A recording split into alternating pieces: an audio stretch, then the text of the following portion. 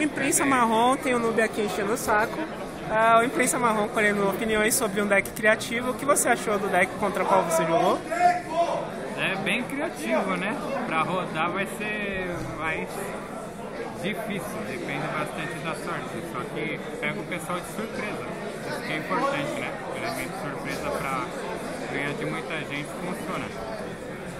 De convergência, com macrocosmo, roda bem, me pegou surpresa em várias partidas, né? Tem como meu campo. Você podia tirar esse Kozak aqui, né? Esse Kozak aqui acho que não tá muito encaixado com esse maluquinho aqui. Quanto ao torneio do Card Shopping, que você está achando do clima hoje no torneio? Não, o clima tá tranquilo, mas tá atrasado, né? Não vou poder nem almoçar, mas tá bom o torneio, vamos ver se a gente ganha, né, alguma coisa. Muito obrigado, Yuji, pela sua entrevista. Ela vai pro Imprensa Marrom, novo blog de atualidades sobre o TCG no Brasil, Cardfight, Yu-Gi-Oh! E Vice Wars.